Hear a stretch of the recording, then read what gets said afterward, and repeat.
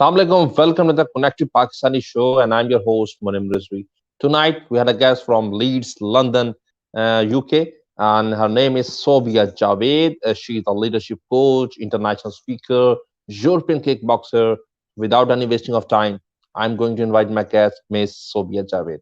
Assalamu alaikum. Welcome to the Connected Pakistani show. Wa alaikum assalam. How are you? I'm fine, Alhamdulillah. Thank you so much for taking out some precious time from your busy routine. And it's such an honor for me to have you on my show. And thank you for inviting me and for me to have this opportunity to be on your show. I'm really honored to be here. Thank you. Thank you so much. Okay, Sabia, let's start. As I already told about you, first of all, I would love to know that how you become a leadership coach. My journey started from coaching itself. So I went through my own journey of personal development where I started to study to be a coach. And as I went on that journey, I realized that there were certain people that I wanted to work with. And these were people who were high achievers, but wanted to be more successful, get more performance out of what they're doing and have more success. And there were just certain obstacles that were coming in their way. And these were the people that I was connecting with, that I was ending up helping, and I was getting some fantastic results. And so as I became and qualified as a coach, I then started working with these people, and the results and the performance that they were having got better and better. And so that's how I then specialized to be a leadership coach. So I coach leaders, and I coach anyone or any professionals that are leaders and take a lead in their own life. And so they're the people that I work with, and that's a snapshot of how I became a leadership coach. Thank you so much. Okay, let's move towards our interview session. I would love to know more about you. Would you please like to tell us about your education, exactly what you did? Did you studied all in the leadership studies, or you have studied something else like business or engineering or something else you studied? That's a really good question because actually I come from a biology background. I studied as a biologist, and I went through university. I then actually went into the teaching profession where I taught for approximately 15 years. I was teaching in high schools here in the UK. And it was during my journey as a teacher, I knew I had a higher calling. Sayed, I can't see you, sorry. So I'm just making sure that you can hear me. I'm hearing you. Just continue it. I was Okay. doing something. Okay, I just wanted to make sure. So yeah, so I always knew I had a higher calling. I always knew there was more that I needed to do and I wanted to do. And whenever I did voluntary work and charity work, I felt I was connecting to my higher calling, to this purpose that I have in my life. And it was through coaching where I started to work with these people and I started to get some fantastic connections. And I really felt as I was helping people grow and contribute. And so I then moved professions and I left the teaching profession. So just to answer your question, I come from a science background. I went through school and university studying the sciences, and now I'm doing something completely different. There are aspects of it that are transferable from my teaching profession, but in terms of my background, it's a biology background. Got it. Uh, just yeah. Now everything is okay. I was setting up something, so that's why I just removed myself from the main screen. That's Okay, fine. as you told that you were a biological teacher, and yes, I think if a teacher, it's my thinking. I'm not think I am wrong or right, but what I think I'm told, I'm going to tell you that uh, whenever who is a teacher, he is a leadership coach.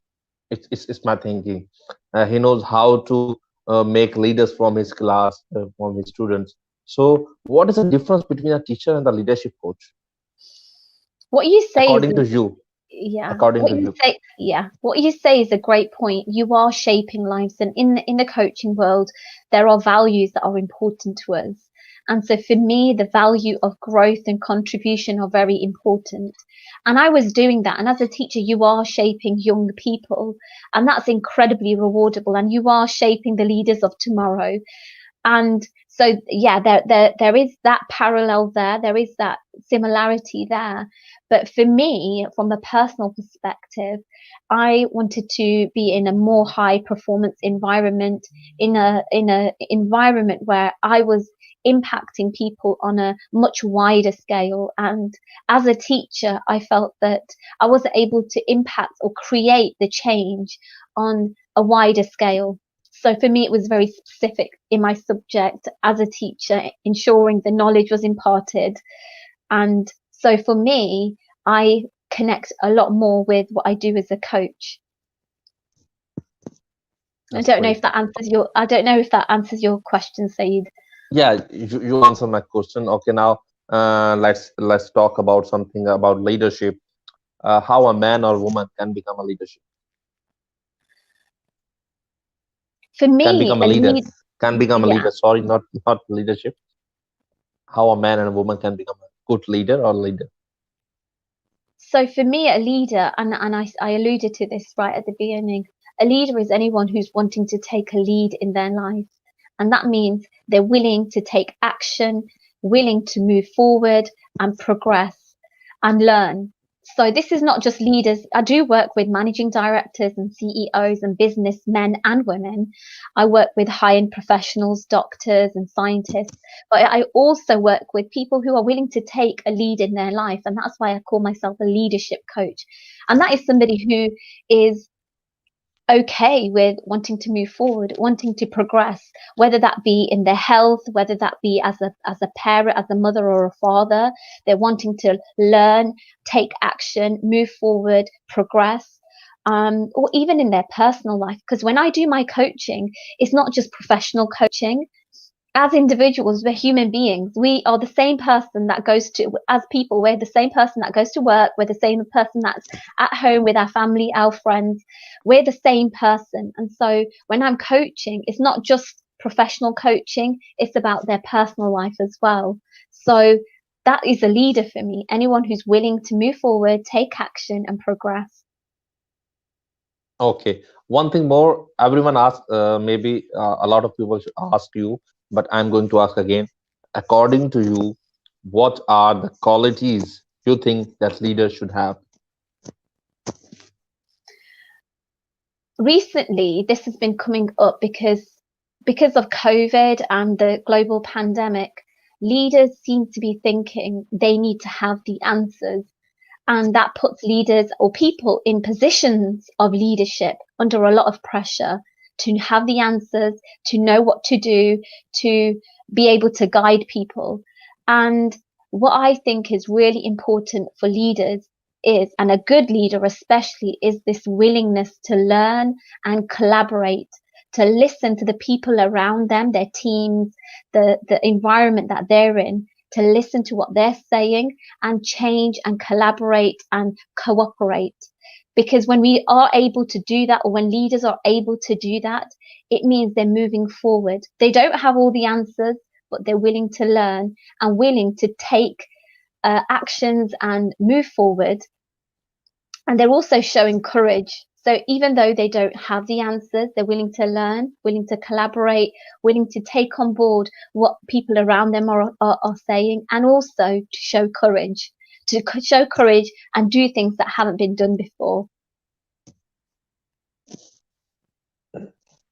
Okay, got it. Now let's move toward why most of women not come forward as a leader. What was the main reason? See, this is a complicated question, and there are a number of factors there. And so, and without going Like, to them like into them, if I just elaborate this question, like a lot of women I know, they have qualities of a leader.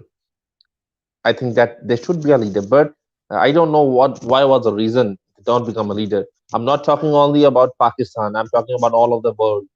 I'm not talking about the Muslims. I'm talking Yeah. about the all of the world, human being. As a human being, I'm taking this question.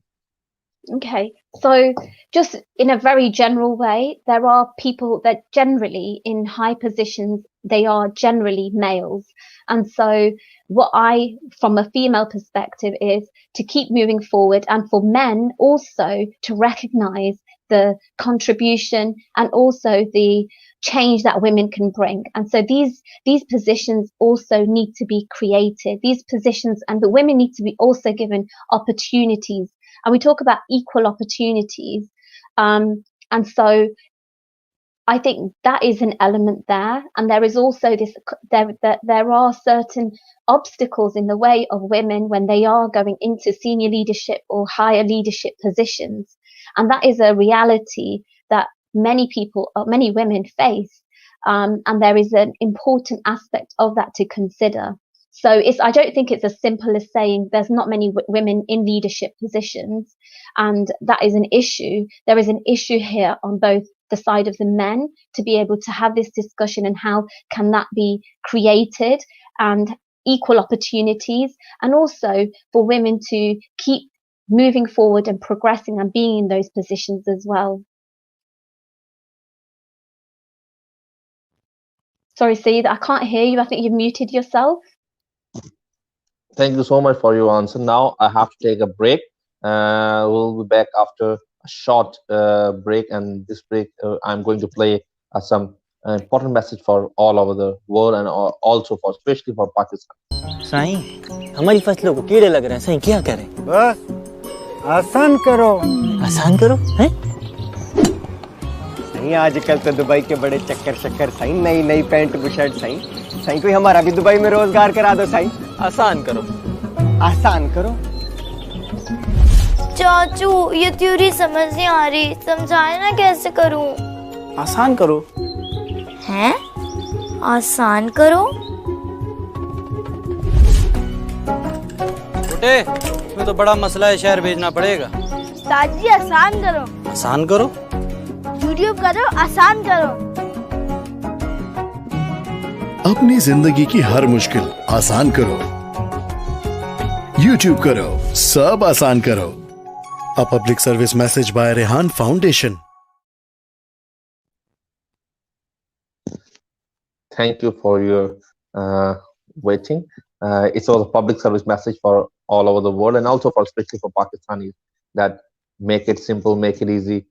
Anything you want to learn, anything you want to know, just YouTube it and know the answer. What's the question is in your mind?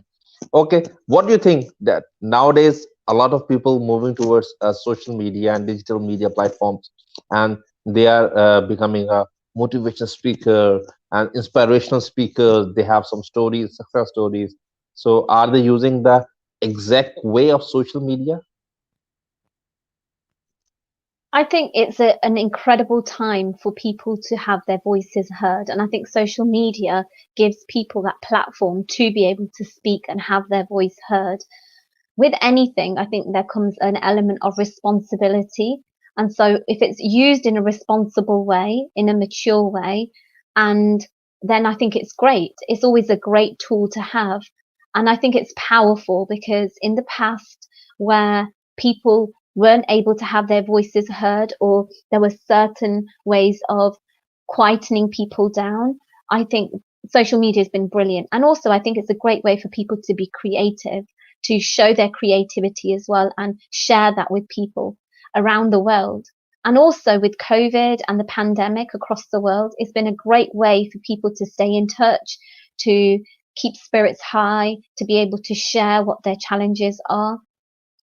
So yeah, I think it's a great platform for people to be in as long as it's used in a responsible way.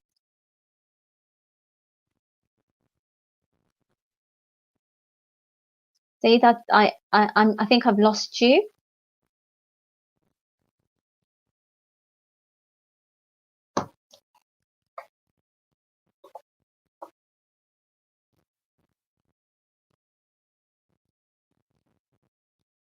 Hello, can you hear me? Yeah, I can hear you. Sorry, might be there was a connection problem, so that's why I just disappeared for 1 minute might be on the screen. Okay, now moving towards, as you are originally raised and born in UK, but I think your parents are from Pakistan. So, do you understand the Pakistani language called Urdu? Yes, I do understand it. Okay, because a lot of people want to know about you, as I told them that you are also a kickboxer, European kickboxer. So, can you tell us about that? How you become a European kickboxer, and it was early in your childhood. You started this kickboxing, or you started in the teenage? Yeah, I was in my teenage years, and my father came from a judo background, and an opportunity arose where there was a club that was training people in kickboxing. And so my father actively encouraged myself and my younger sister to train as kickboxers. And so myself, I trained for 10 years, and during that, I participated in a national competition here in the UK. And myself and my sister both won and qualified to represent the United Kingdom at European level in Germany, and that was back in 2006. And I came back from the competition in Germany, winning a silver medal. And at that time, I That's was also training as a teacher. So I was going through my training as a teacher to become a professional science teacher. And so I had qualified and won silver, and I'd qualified to represent the United Kingdom at the World Championship in Florida. But because I was training to be a teacher, I decided to go down that path and continue as a professional teacher, as opposed to going and fighting the World Championship. And it just goes to show that when you don't have clarity, there's choices that you make which, when you look back at, can be quite regretful, and that is one of the regrets I have. But I also am super happy with the fact that I had that opportunity and I was able to progress and have the support of my family for that. that's great. Okay, one of my students asked that what is exactly the kickboxing? It's a martial art where you are using your legs to kick and your hands to punch, and you do kickboxing. It's a bit like karate or judo. It's a martial art. That's what it is. It's a mixture of taekwondo and karate. I'm right? It's more of a modern form of a martial art. So that's what it is. Yeah. Okay, as we already talked about, like why women are not becoming a leader, but I also have a question regarding uh, both like man and woman. Like a lot of people think they don't have a courage. They know something, but they don't have a courage to ask or to tell people that they have some skills like this, or they can they can do this job or this task. So they just remain quiet because they don't have a courage. So as an international speaker, how you encourage people that no, you can do it. How you can made it a courage in them. Yeah, that's a really good question, and it comes up a lot in my coaching, especially with my clients. And we make the assumption that people who are successful or people who are in leadership positions are confident, but this element of courage and confidence go hand in hand. And when we have courage, it's really important because we're willing to step out of our comfort zone when we feel that it's just going to be handed to us. So, as some people may assume that, confidence just comes like that, it doesn't. It's a muscle that you exercise. It's something first, you require courage to do something. And the more you do that, you become better at it and you become confident at it. So, whether that's speaking, whether that's doing any sort of thing within your job, confidence comes as a result of showing courage and repeating that so you become better and confident at it. And so, anybody who is there and wishes to be more confident, I would encourage them to start taking small steps towards what they're wanting to do. Whether that's at work, whether that's within, say, for example, speaking, whether that's confidence to speak with people from a different background or in a work environment, wherever it is, just start off with a small step And as you become familiar with that, and as you show courage in that small step, you will then move forward and progress. But it starts with this willingness, the willingness to step out and take action. It's not going to be handed to you. It never is. Okay, great. You tell us about the courage. Now, we have some people in our life or in our circle that always discourage you. No, you can't do it. No, no, you can't do it. You don't have a guts to do this. So, how to deal these kind of people who always discourage you or your emotions? How to deal with them? That's a reality of life, right? You have people who are going to be there, but the important thing and the most empowering thing is to realize that you have a choice of how they affect you. They can't force you to behave in a certain way. You have to enable them or take on board what they say and be discouraged or disheartened by that. So to realize that you have a choice in how you deal with that is a really empowering place to be in. And there is always going to be negativity there. There is always going to be somebody out there who's going to say you're not doing well or is negative. However, the question is, how are you going to deal with it? Are you going to let that discourage you and let that hold you back? Or are you going to take responsibility and do what's important for you? So I think for me, the way I think is a powerful way to deal with it is recognize you have a choice to reject that negativity, reject or Okay, not now, take on board what they're saying or that negativity. okay, got it. And now I have a next question regarding behavior. How we can change our behavior and actions? Behavior and actions start off Like with the way we think about. if someone Sorry? if someone is discouraging us, if someone is discouraging us that you can't do this, how we have to act on this kind of things, like how we can change our behavior at that time. Sometimes if someone say no, you can't do it, people become hyper. No, I can't do that, like this kind of thing, or they can fight with each other with the words. So how to deal at that situation? Yeah. So it's important to realize that it all starts off with your own thoughts. And so some people will let that negativity discourage them, but there are some people who are super resilient and they'll say, well, I'm not going to believe what you're saying and I'm going to do that. It starts off, your behavior and the way you act starts off with your thoughts. What are you thinking? And so if you are not in control of your thinking and you get really triggered and really emotional by what people are saying, you're not in a position of power. You're not being controlled. You're not in control of your own behavior and your own actions.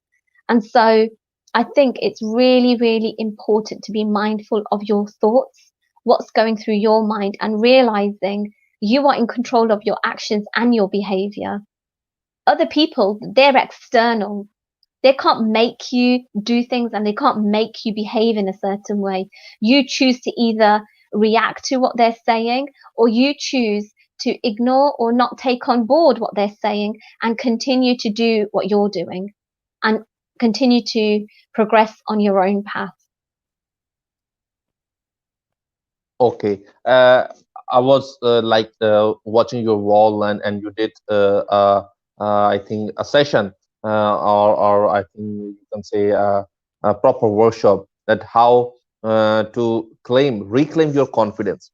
Like a lot of people have confidence, but due to some reason they just lost their confidence. How to build up again their confidence? If you can tell us in 1 or 2 minutes.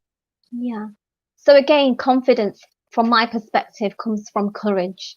When we show courage to be in a certain environment, when we show courage to have certain conversations, when we show courage to behave in a certain way, the more times we keep doing that, the more confident we become. So in my opinion, I think people assume confidence just comes like that. And actually, there is a journey behind that. And you can choose the way you think about things.